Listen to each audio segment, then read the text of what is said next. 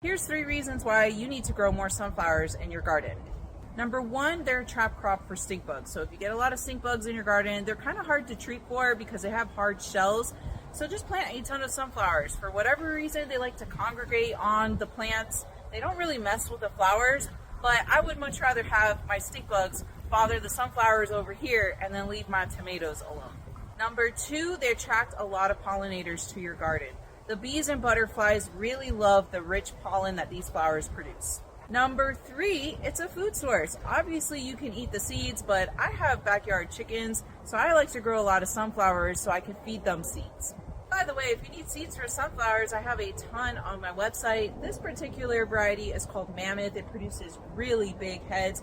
Normally they get around 50 feet tall or so, like this one right here.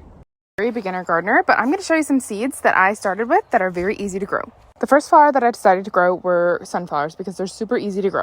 It's really important to note about these is that I got the cutting garden style of sunflowers instead of the huge mammoth ones that you see in any store that you go to.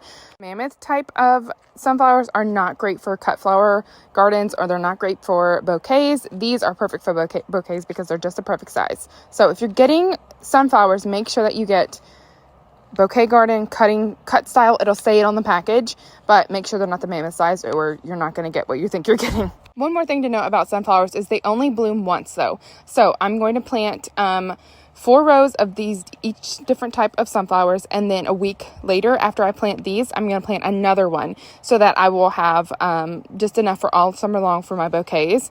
Knowing which flowers to grow can be super overwhelming, so I'm going to give you my top 5 flowers that I recommend everybody grow.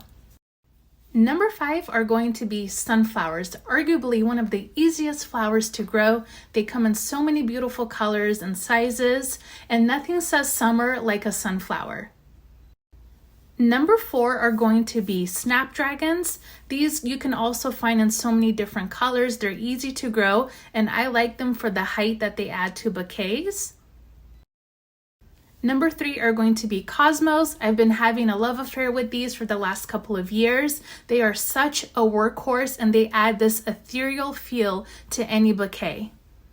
Number 2 are going to be zinnias, another flower that's super easy to grow and loved by so many people.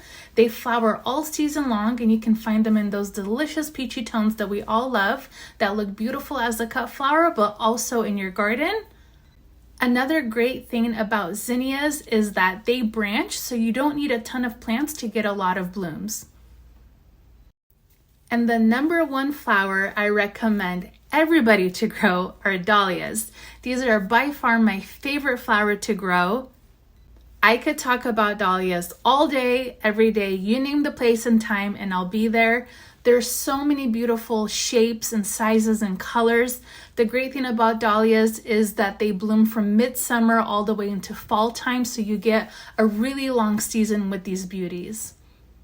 Let me know in the comments if you grow any of these flowers yourself.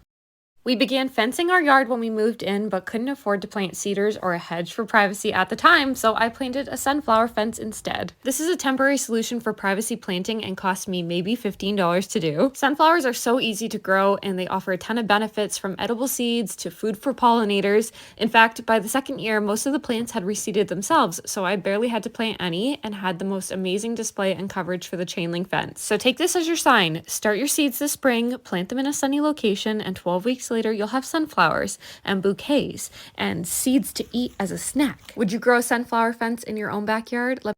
It's not too late to sow sunflower seeds. They're really easy. These were sown a month ago and they're ready to move on.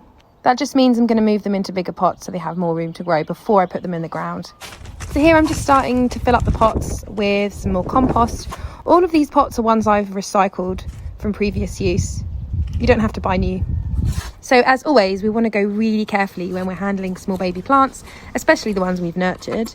All these white roots here shows that these sunflowers were definitely ready to be moved on. So I'm going to pop them in my pot like this, making sure they're kind of firm before topping up with some extra compost and then giving them a nice little bed in the pot.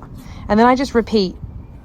These baby sunflowers will probably be in these pots for another month or so before I then put them in the ground. I don't have a great success rate with sunflowers, so we'll see this year. It's a super nice sunny day today, so I'm going to leave these outside to get some sun and give them a nice big drink, of course. Here are my chili plants and tomato plants getting some sunshine too. Then a quick tidy up, store my seed tray away for next time, sweep up some compost to reuse, and enjoy.